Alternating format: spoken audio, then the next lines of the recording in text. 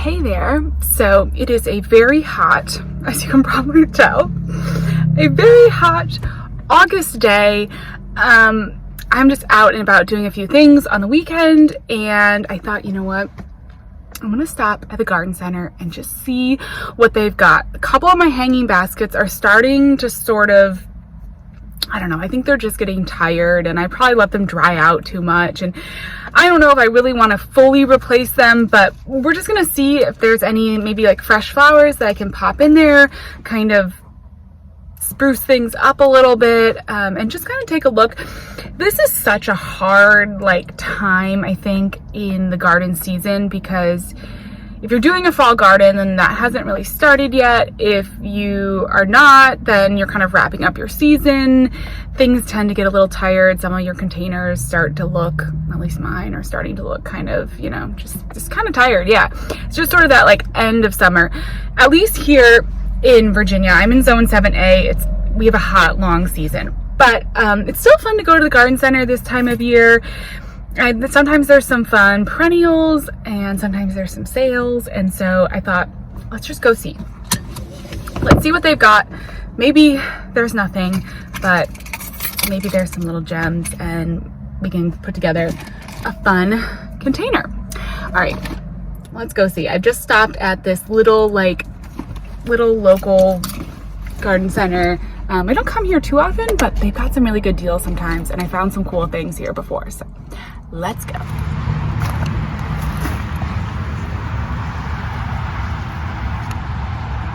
This is pretty cool.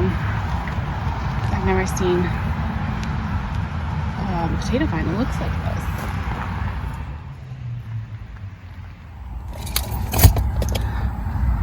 All right. There were some good things. Got some, I think this is called, what was it called? Somethingness? Euonymus? Something.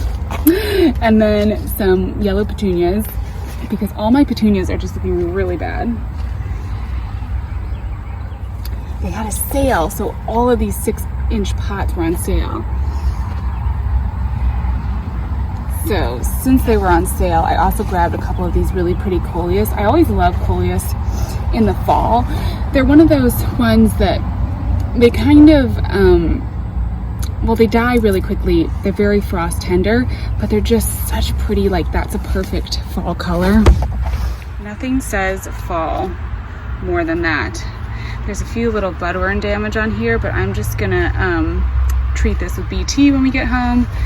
And then this is so pretty, and a new flower to me. It's always fun when you find something new like that. After a few years of gardening, I think you tend to start to see a lot of the same things. Every year there's new plant varieties that come out from the different companies, but you start to see a lot of the same stuff. And so for me, it's always whenever I find something that I haven't used before, I always love to grab it. I want to try it and just kind of see how it's going to perform, see how it's going to do. And it's just, yeah, it's always exciting. And those plants look beautiful, and they were on sale, 6-inch pots. So what I think I'm going to do this weekend, I probably won't get it all done, but I'm going to start kind of a big container refresh. You saw me, I moved a bunch of those perennials to open up some space in that one raised bed, and so I'm going to go back in there, probably plant something. I'm thinking maybe doing some beans in the raised bed and just kind of seeing how that goes. So I'm going to think about doing something like that, and then I want to really refresh all of the containers. So some of them I will go ahead and just pull different plants out. I think I'll use those 6 plants. I think I'm going to do 2 big focal containers for fall that'll really set up the fall garden, and then I will come back in and probably pull some plants out of some other different containers and just try to do a total refresh, because some plants in the containers are looking good, some are looking kind of bad, and it's just time to sort of change it all up. So that is my plan. We're going to go home and probably this evening pull apart all the containers or move them around, see where we're at, take an inventory, and then get started just giving the whole garden a new look.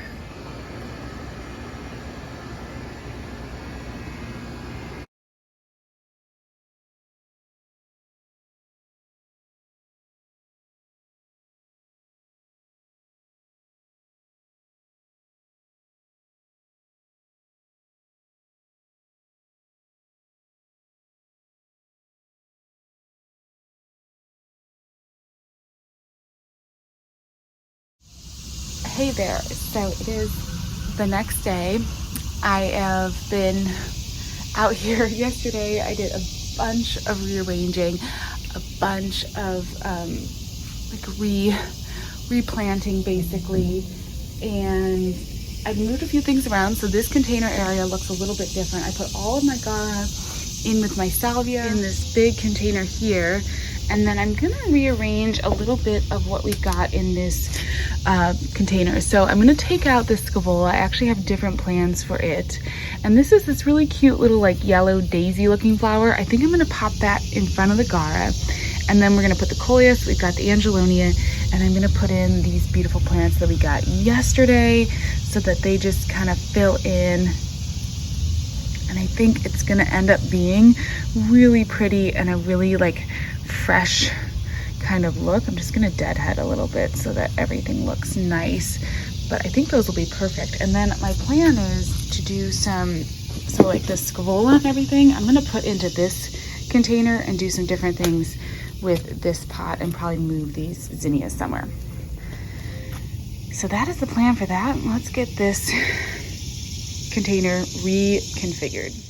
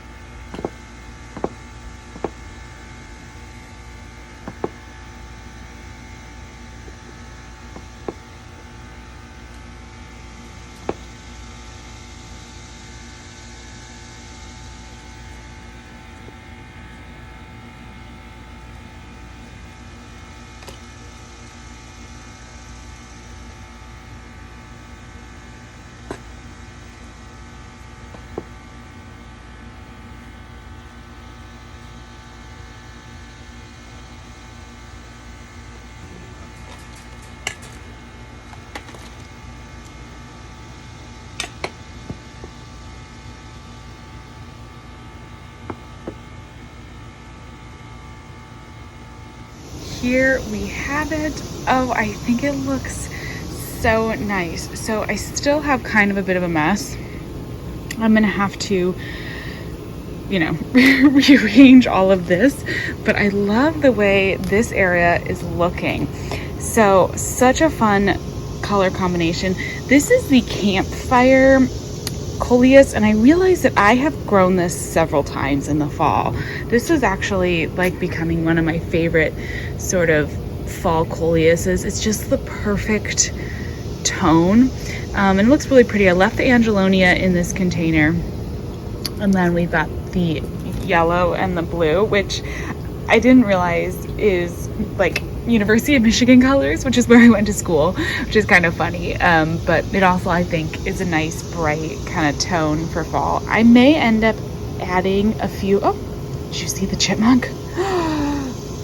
Not super excited to see that in the garden, but anyways, I may end up adding a couple more containers on either side. I'm not quite sure yet. I've got to see how this area kind of ends up turning out. But then over here, I also did some edits, and I think this looks really, really beautiful. So we've got this gorgeous Terrenia that was over, it was actually growing over on this side. I moved it over here because this will be a really pretty shade area for it, and it's gonna adjust to being in this location right now. It's kind of turned around. And then I also moved the clematis, the Stillwater clematis over here, because that's gonna bloom. So now that that's doing so well, I thought this is just really pretty and just a really nice combination. So fun with containers because there's so much room to move things around. And the clematis, I moved it away and kind of got it back, nursed it back to health. This clematis had some issues and kind of died back during the season. I'm not entirely sure why, but I have brought it back to health and it's doing great now. And if it reflushes again and we get a second big blooming, that'll be amazing. And so I'm just gonna put it there and let it do its thing.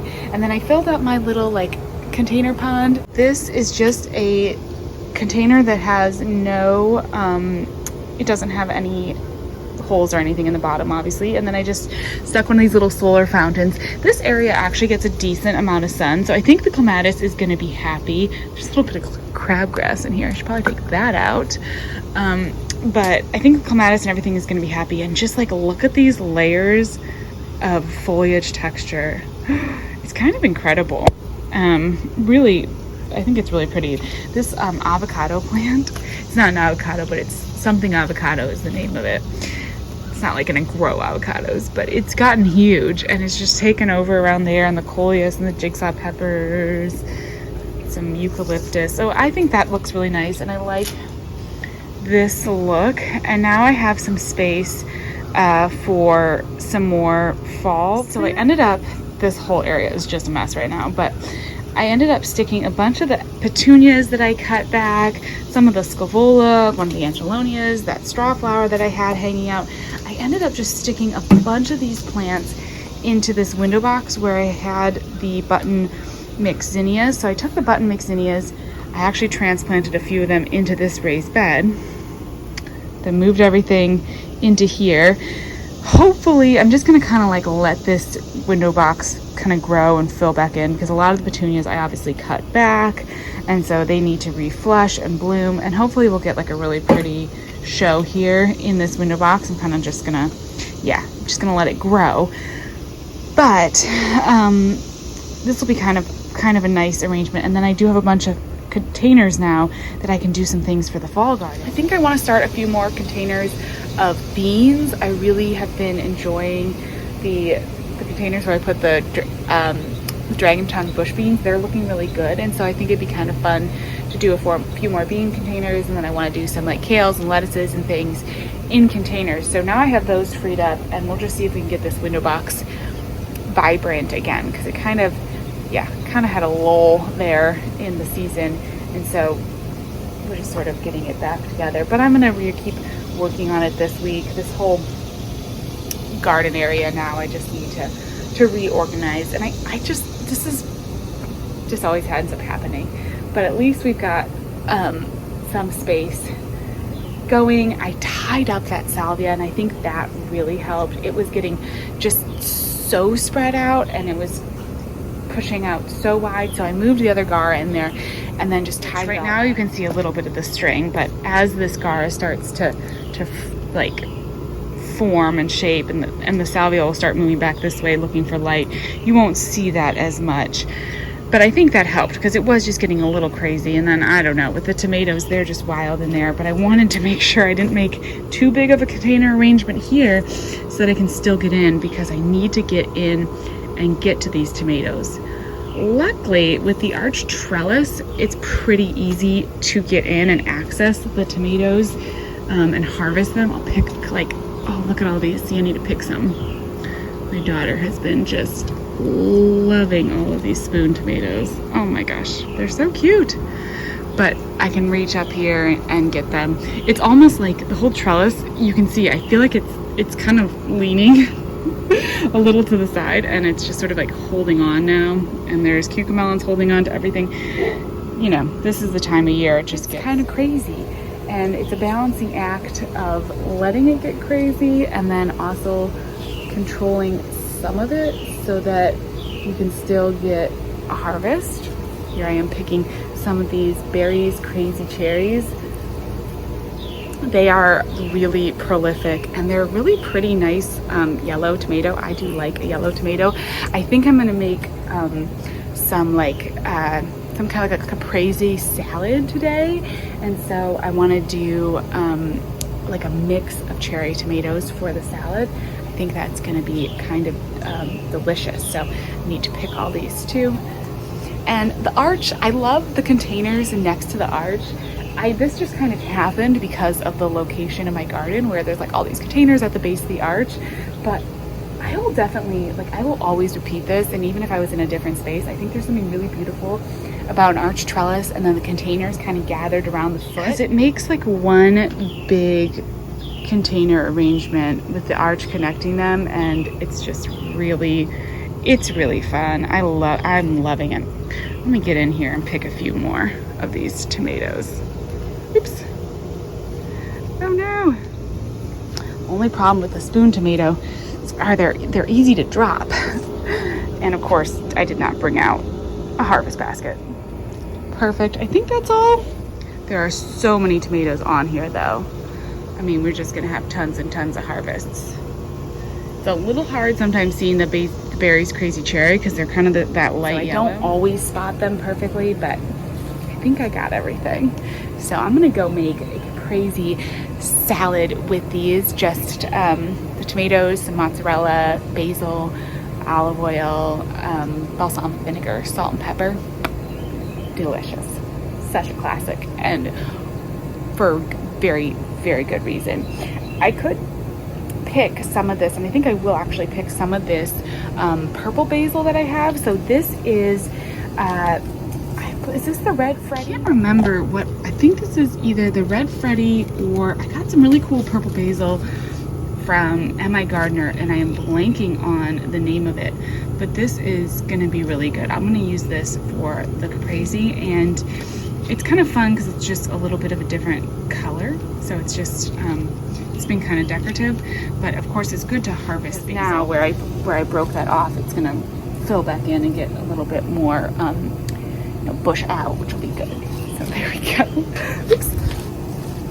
Dropping tomatoes, dropping basil, dropping everything. All right, enough for today.